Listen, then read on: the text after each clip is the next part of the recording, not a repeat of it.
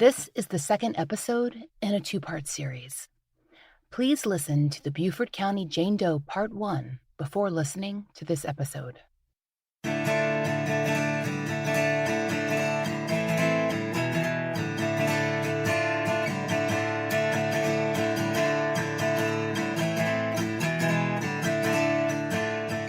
This is the fall line.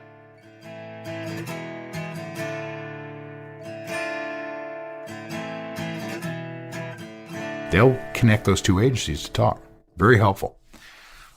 They also put on forums where you get together and you'll present on a case. So we presented this case in 2006 at a VICAP forum in Fredericksburg, Virginia. So we're able to talk it out. It's in VICAP, and anything similar, of course, where we do consider a truck driver. But again, a truck driver serial killer really doesn't care how he leaves the body.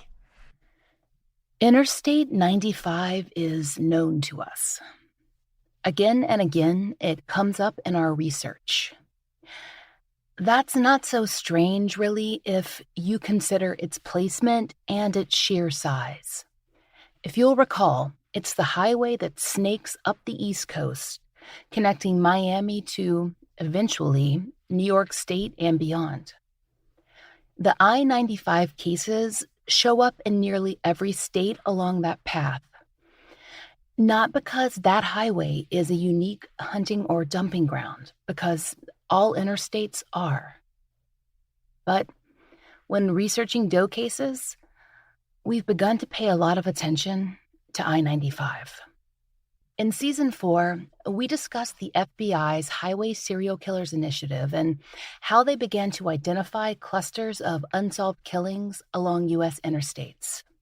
They also found that at least some of the crimes were committed by serial killers who were also long-haul truckers. But what about the rest of the deaths? There are so many victims left along America's interstates, perhaps because of the difficulties created for investigators. First, distance from the crime scene and from those who know the victim. Second, crossing state lines. We know this complicates both investigation and communication between agencies. Third, victims can remain identified longer, sometimes even forever, if they're far from home. And if they have no fixed address or rarely do, if they're home insecure or maybe sex workers who work at truck stops or drug dependent, there might not even be anyone to look. There are a few trucker/killers whose names have entered the public consciousness. Keith Jesperson, also known as the Happy Face Killer. The unnamed trucker who many suspect committed the Redhead murders. Oscar Ray Bolin. But for every Bolin or Jesperson, there are two you've never heard of, even though some of them have murdered a dozen or more people. In fact, a trucking industry magazine called Fleet Owner summarized the FBI's findings. There are at least 750 homicides suspected as having been committed by truckers, and, quote, about 450 potential suspects, many of them truck drivers. Truckers, though, aren't the only perpetrators that have seen the promise of the highway system. There are plenty of hunters. In California, in the 1970s and early 80s, there was a murderer who was called the Freeway Killer, though that name turned out to be a misnomer. In fact, there were at least 3 men operating on the same highway independently of each other, all along the West Coast, killing teenage boys and young men. None of them were truck drivers, but they were on the road. They took advantage of hitchhikers and young men who lived on the fringe. Highways are a place to find people on the move. A man, Greg Ray Bowles, who was actually known as the I-95 killer, he murdered men across 3 states, men who were not missed for far too long. And there's Danny Hembry, who murdered women in North and South Carolina and dumped their bodies along the state's roads. Other crimes from I-95 are dotted throughout archival newspapers, like a 17-year-old former foster child left in a ditch, or a woman set on fire and left on the road. And when we talk about highways and traveling killers in 2020, we, again, come to the crimes of Samuel Little. By this time, most of our listeners will be familiar with his name. We've discussed him as a possibility in a number of cases, and you'll hear more about his victims, suspected and confirmed, in our upcoming series. As of now, we don't know how many people Little killed. And some critics caution that he could be another Henry Lee Lucas, a convenient way to close cold cases. But if Little's stories are true, well, he's the most prolific serial killer that the United States has seen. Could he have a role in the case in Beaufort, South Carolina? We've come across no timeline that can place Little south of Arkansas, not in the time period when the Beaufort County Jane Doe was killed. But someone left her there, and as of the year 2000, no leads had come in as to who. The Beaufort Doe was found off 95, but not by much. Still close enough that her case was reviewed by law enforcement seeking to connect unsolved murders by the roadway. A suspect never floated to the surface of those queries, not at least until one identified himself. This thread begins with an Ohio man named Jason West. He first surfaced in the media in the early 2000s. According to the Akron Beacon-Journal, West, who was 28 in 2002, had a lengthy criminal record. His arrests were varied: forgery, domestic violence, obstruction, harassment, receiving stolen property, grand theft, violation of probation. He was the kind of repeat offender that doesn't necessarily make the news. That would change, though, in late 2001. And by January of 2002, he was very much the focus of Akron, Ohio media. West was in jail in Summit County, Ohio, and facing more charges in another state. According to the Akron Beacon-Journal, that's when he started confessing. Reporters Craig Webb and Stephanie Warsmith reported that West had spontaneously confessed to 29 murders. Quote, 4 in Akron, 4 more in Louisiana, 2 in Alabama, 8 each in Arizona and Florida, 1 in South Carolina, and 2 in North Carolina. The Akron Beacon-Journal reported that authorities were taking the case seriously. West apparently passed 2 polygraphs, but there was no evidence. Warsmith wrote in a later article that West began sending law enforcement written confessions after a September 2001 arrest for car theft, and law enforcement spent the next month trying to verify the details of his stories. In yet another Akron Beacon article, Warsmith reported that, quote, 3,000 hours of investigation had been put in, and that included the help of a local anthropology class. Meantime, West had waffled, shifting his story and then taking back and then offering his confessions again. Warsmith reports that frustrated investigators look for the remains of an Akron victim West confessed to killing, that they followed his directions to a spot where he said they'd find a severed hand. Investigators excavated an area behind Roswell Kent Middle School, which is in Akron, and they found nothing. But there were still West's other confessions to review, including the one in South Carolina. As you've probably surmised, Jason West confessed to the 1995 murder of the woman we now know as the Beaufort County Jane Doe.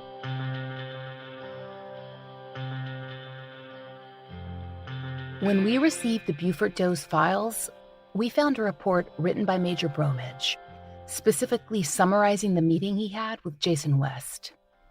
At this point, it's worth mentioning that Major Bromage actually has considerable training in a number of fields that would make his take on West's story particularly interesting.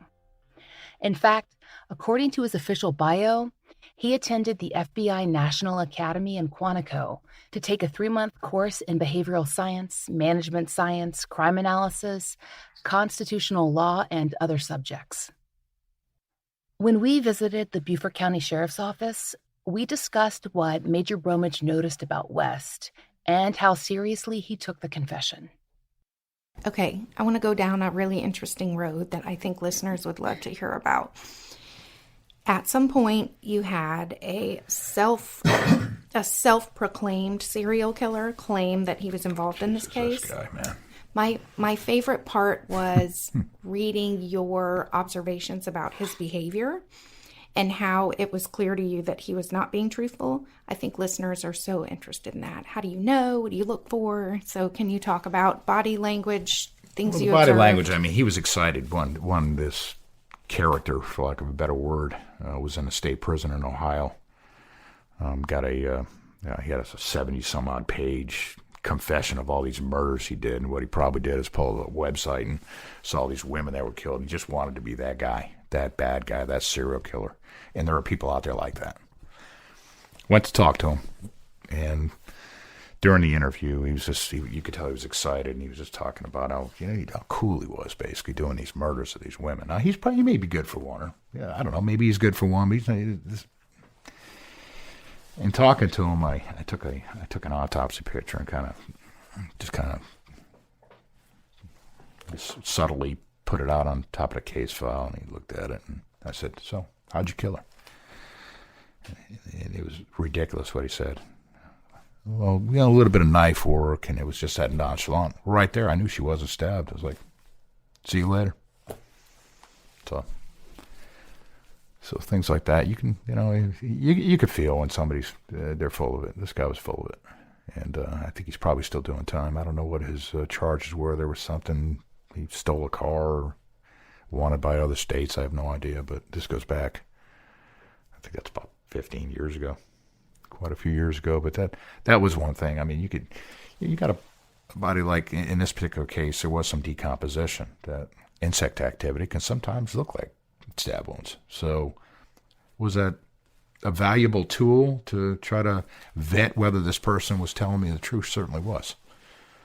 So, and his mannerism was all off. It was jumpy. He was excited for me to be there to listen to him. And he was, I wasn't excited to meet him at all. Major Bromwich also discussed interviewing another individual, this time in connection with the disappearance of Christina Porco, who went missing in 1986. We've briefly discussed her case on our show before, and the man that was interviewed about her murder. His name is Christopher Bello.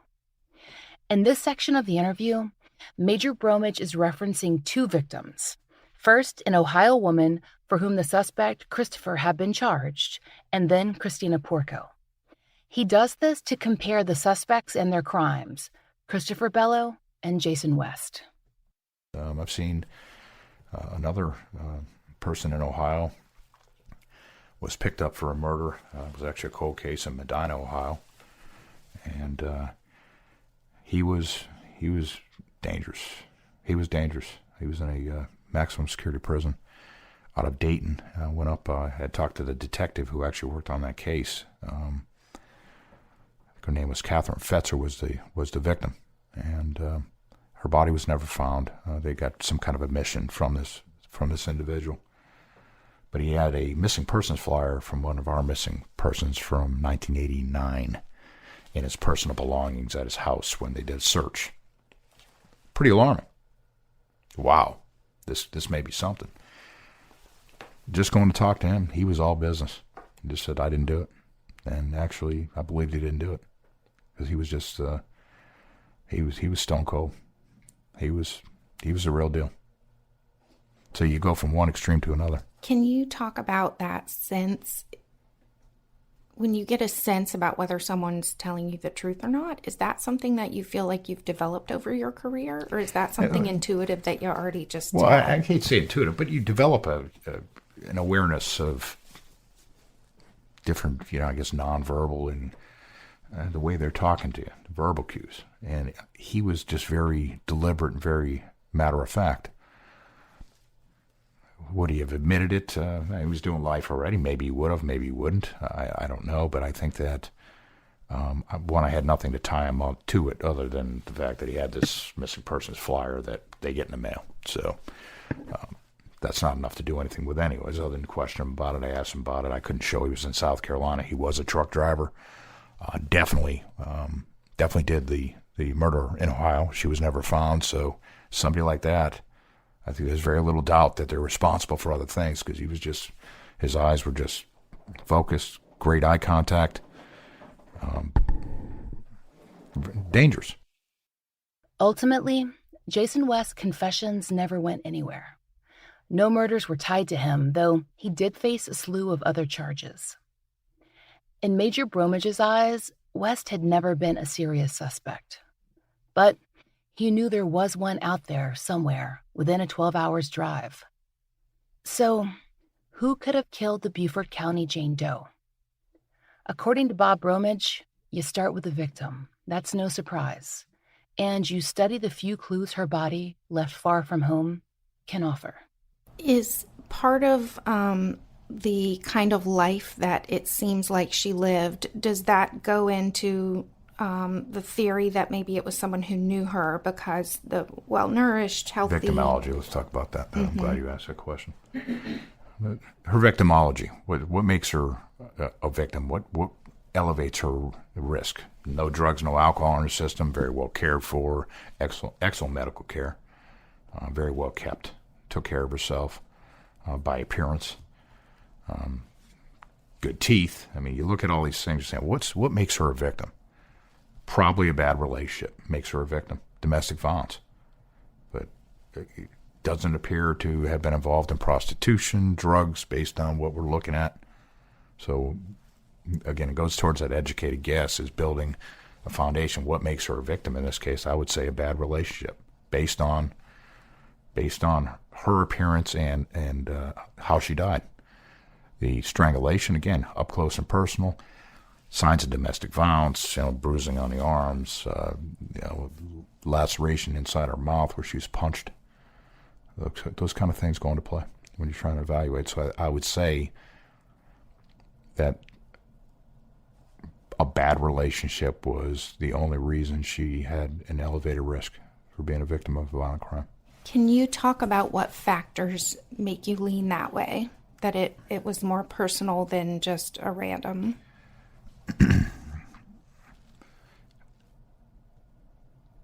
Strangulation is very personal.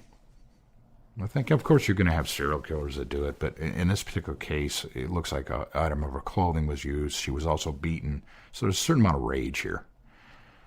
That would be the first thing we lean to, but of course, I mean, that's just an educated guess. It very well could be a serial killer that's involved in this that we just haven't been able to identify at this point. As Major Bromage said, the Beaufort County Jane Doe showed evidence of injuries that would have predated her murder. So could there be medical records or charges or family members and friends who might recognize those specific lacerations and bruises? Maybe, but maybe not. Listeners will already know that domestic violence is not always reported or even known to loved ones outside of the abusive relationship, and that violence can escalate without the outside world ever knowing. That the most dangerous time for an abuse survivor is when they leave their abuser, and that leaving is not a guarantee of safety. Major Bromage's belief that she was abused and then killed by a partner, it makes sense. She was laid out carefully, not dumped, though perhaps her killer wanted authorities to think that she had been, with all of her identifying possessions removed. According to one news report, she was face down, too. But she was still wearing her underwear. We aren't profilers and don't pretend to be, but it seems like a strange choice to make when removing identifiers. In 1995, the killer might not have been thinking DNA, but then again, those stories were hitting the news. And maybe he didn't consider that the brand name Leonisa would prove to be so important. Even still, taking everything off the body would have been the smart move. Even her earrings were gone. To us, all of that, just as Bromage said, speaks to a relationship with the victim. Her injury spoke to ongoing abuse, so not a new relationship either. If the killer had at some point been reported for domestic abuse, there haven't been any connections made between the target of his intimate partner abuse and his identity. It's certainly not unusual for a victim or survivor of IPV to have not reported, and for a myriad of reasons. And the National Latino Network adds a few more circumstances to that list that can be unique to recent immigrants to the United States, including, quote, low acculturation among residents, regardless of immigration status. So that can simply be a lack of familiarity with the services that are available to those who are suffering abuse. And those services aren't always easy to find, identify, or contact, especially if one is living in a country where they didn't grow up.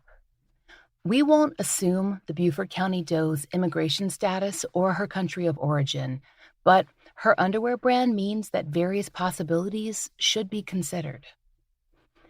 For instance, if a woman is undocumented or has loved ones who are, then she may be afraid to access services. In recent years, there have been protective efforts made to allow survivors without documentation to come forward, but that doesn't change fear. Reporting to police can be another concern, especially if a survivor has had negative community or individual experiences with law enforcement, either in the United States or in their country of origin. All this to say that, for a number of reasons, the Beaufort County Jane Doe may not have reported intimate partner violence.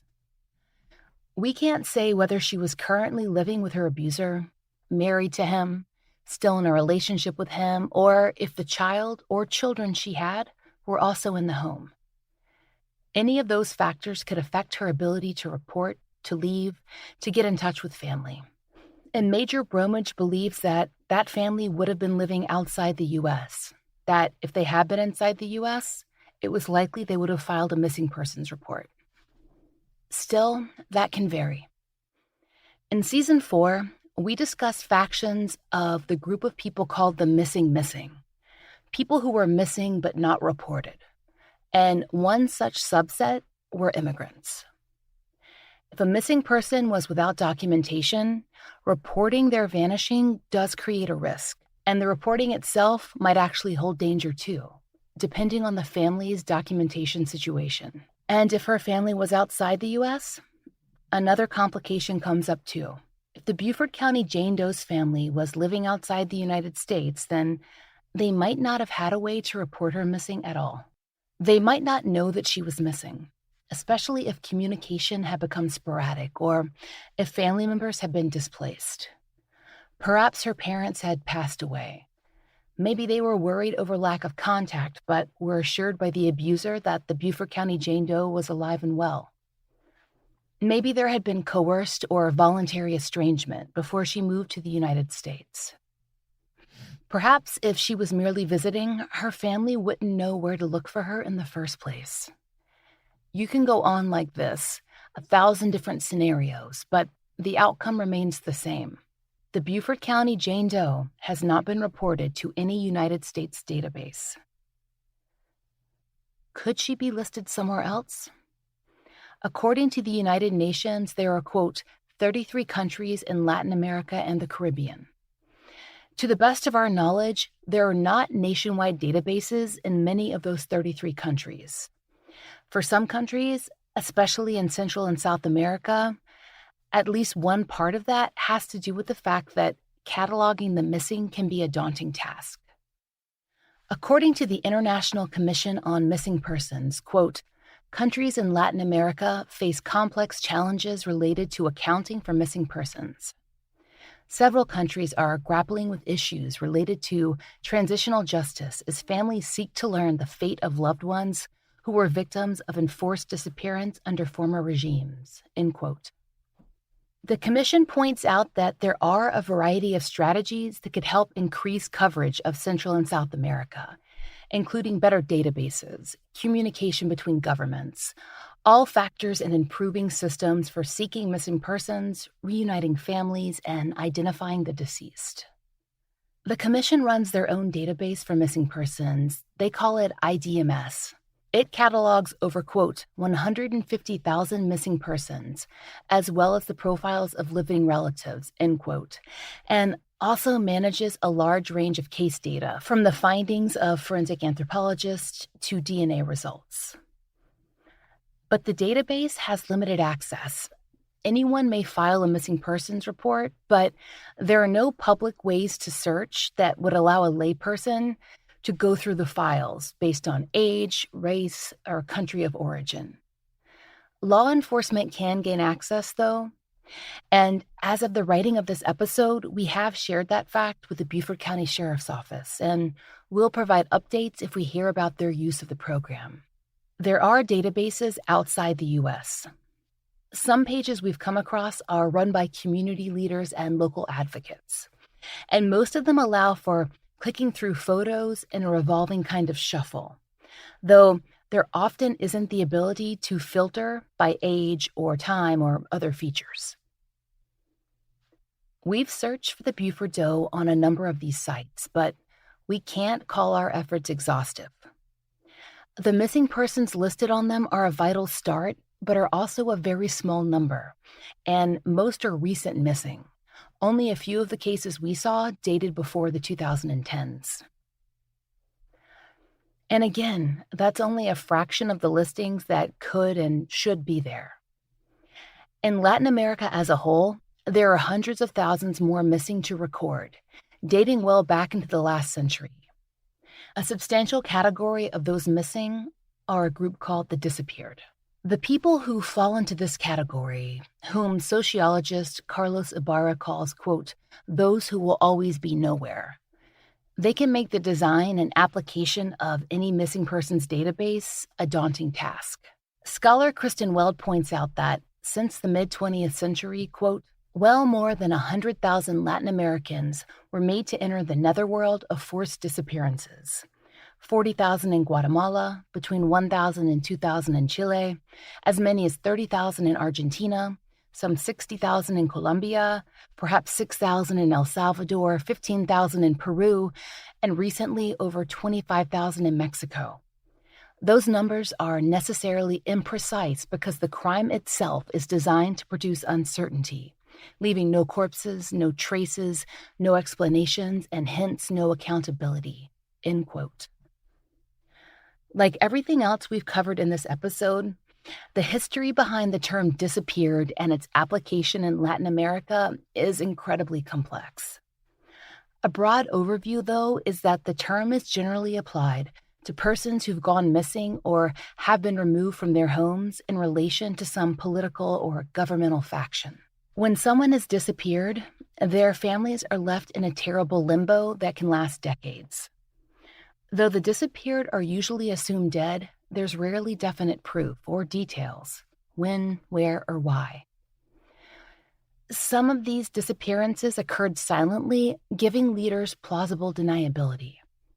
Some forced disappearances are conducted relatively openly, with victims taken from their homes or places of work or off the street, a direct and explicit message. In many countries, records were rarely kept, and some missing persons who are not actually part of the disappeared are assumed to be so by their families and thus are not pursued.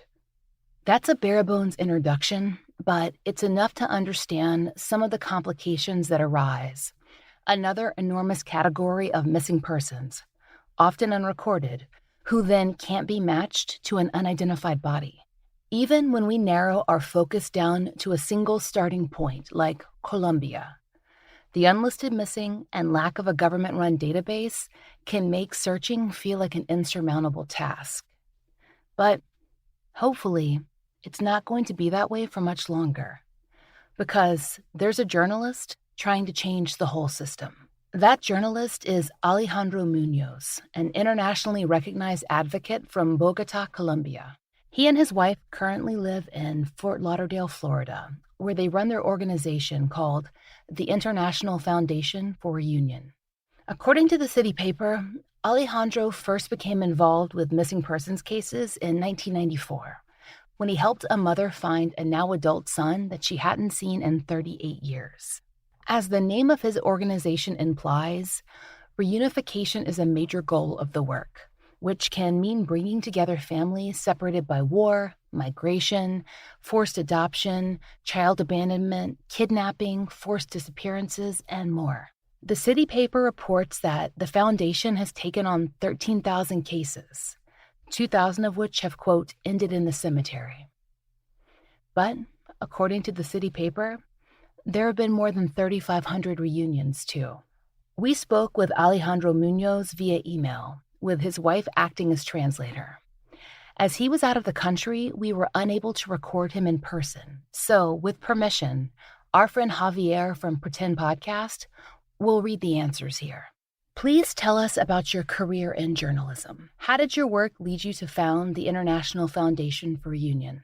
I started in 1982 as a judicial reporter for a tabloid-type Bogota newspaper, and then I worked for several radio stations where I participated in news magazines, and from there I just started working on television. And what took me to fame in my country and consolidated me as a social journalist was being able to help some people looking for missing relatives was a program called What Would You Do? Over 5 years, this program taught me part of what the world of family disappearance can include, and that led me to the achievement of more than 1,500 reunions. At the end of this period of my public life, the television media rejected my proposals to continue searching for missing persons. And then, it was necessary to create the foundation for the reunion. It was created in Colombia on April 29, 1999, and after that achievement of more than 13,000 reunions, I moved to the United States where I created the International Foundation for the Reunion in 2015.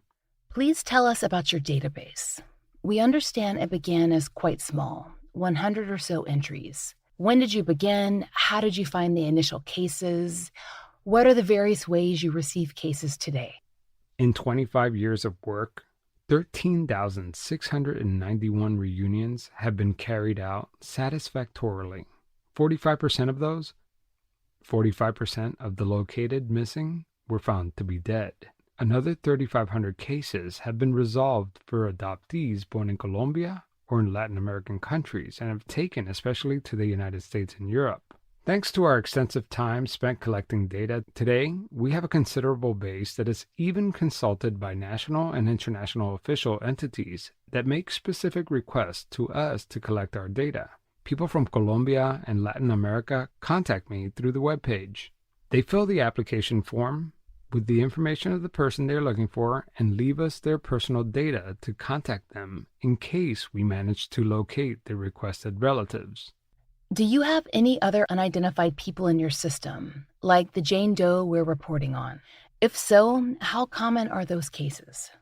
Colombia, like many other Latin countries, has few systematized databases, so there are very few ways to achieve identification, unless you ask people to tell other people about the person that you're looking for, like in rural communities through the radio, sending letters to local authorities, or the distribution of flyers or notices in villages and towns. Sometimes the people from those local towns are the ones that identify them, and the familiarity is established by remembrance, which we can later check through DNA tests. In cases of identifying dead or mentally disabled people, abandoned in some institution or hospitals, we use the methodology of publishing information in communities where, by approximation, we know that someone can know about the family of origin of the person we are looking for, which generates information that must be classified, investigated, and then verified. There are about 20 of these cases a year. We've read about Colombia's history of forced disappearances related to armed conflicts. How many of your clients are trying to locate a relative who they know or suspect to have been forcibly disappeared?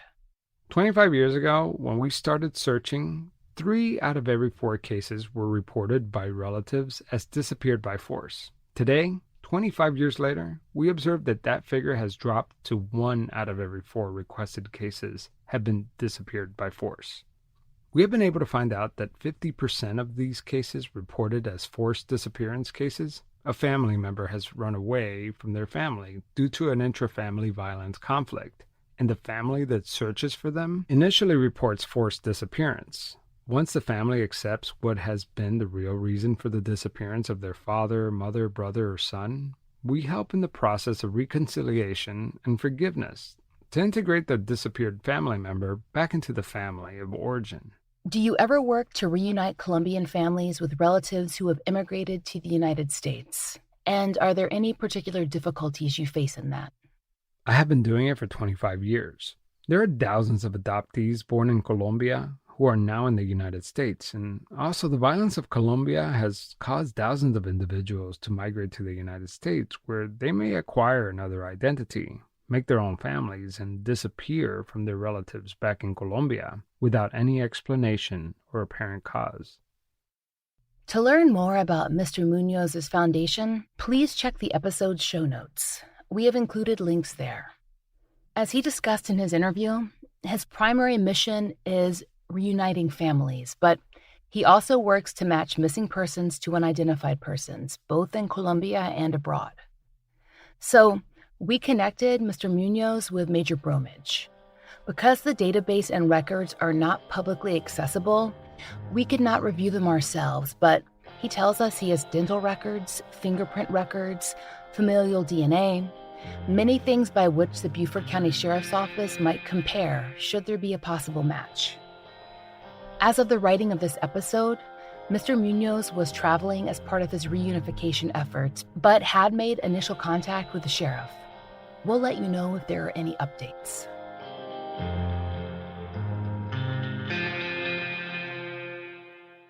With so many options, why choose Arizona State University? For me, the only online option was ASU because of the quality. Their faculty was really involved with their students and care about your personal journey. The dedication to my personal development from my professors, that's been extremely valuable to me. Earn your degree from the nation's most innovative university. Online. That's a degree better. Explore more than 350 plus undergraduate, graduate, and certificate programs at asuonline.asu.edu. It's a good thing that the Beaufort County Sheriff's Office has kept such thorough records and samples. Because, like the other does we've come across, the Beaufort County Jane Doe was cremated, probably soon after her autopsy. We discussed this with Major Bromage during our interview. Do you find that many does from the 70s, 80s, 90s were cremated? Because we've come across that. Well, okay, unless they have what they call a pauper's graveyard, is what they used to call it. Yeah, I think you're going to find that the majority are cremated because that's the most economic way. I hate to even say that, but what are you going to do? You'd rather spend resources looking for what happened to That's them right. That's right. than So, this particular case, she was cremated. But again, there's limited resources for these medical examiners and these coroners to be able to bury bodies and retain these bodies. So, cremation was very common. There's another wrinkle in the Beaufort County Jane Doe's case. There is very little DNA evidence left. As in the case of the Golden State Killer, current testing might completely use up the samples they have, so it makes the decision to test or not test something that can't be made lightly. yeah. So it's evaluating what is a smart practice, because we don't know none of this is called a best practice at this point. All these sciences may be a smart practice because it's going to generate leads. It's going to generate activity and awareness of the case in the public. But, these are not best practices yet. Because that's where the criticism comes in. And until it is a best practice or recognized in the industry, then you really have to evaluate, because there's so many different things you can do, possibly. And also, I think an important thing that the major talked about was also not just throwing the DNA that you have at the new stuff, because I'm sure it can be tempting. Sure. And we talk about some newer cases. Well, I don't know that it's appropriate for many new cases because, a lot of times you're going to have state-of-the-art DNA technology. You're going to have it entered into CODIS, and oftentimes it's going to match somebody. Or you develop a suspect, you're able to obtain their DNA, it's going to match somebody.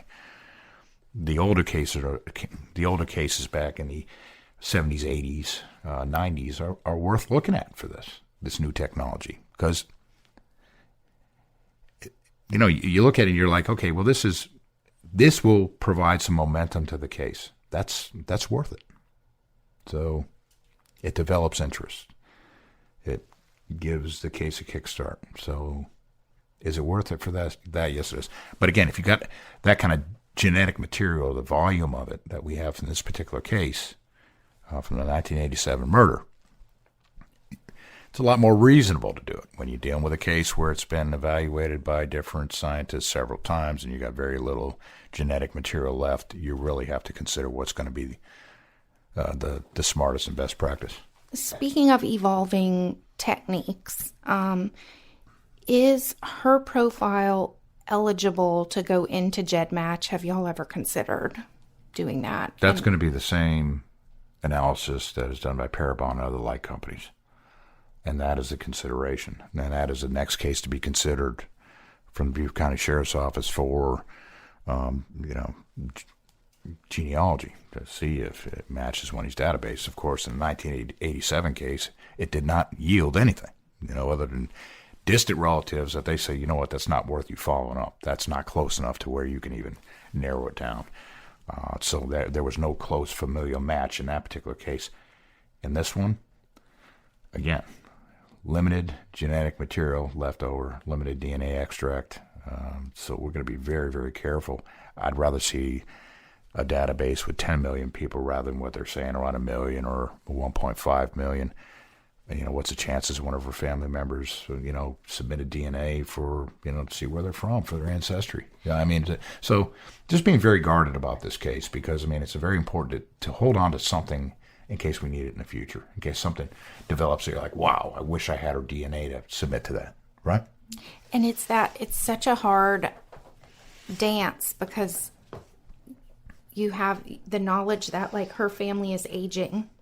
Yeah. So you've got two factors going against each other. The people who know her are in some ways like aging, but at some point they're going to be on their way out. But on the other hand, the technology is getting so much better. Right. It's like, before I retire, I will definitely pull the trigger on this case and do something else that I think is, definitely.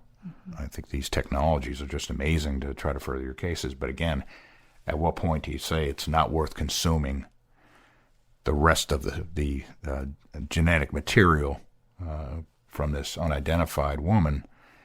Don't I want to kind of wait till the science is proven? Major Bob Bromage is passionate about many cases. The Beaufort Doe is not unique in that way.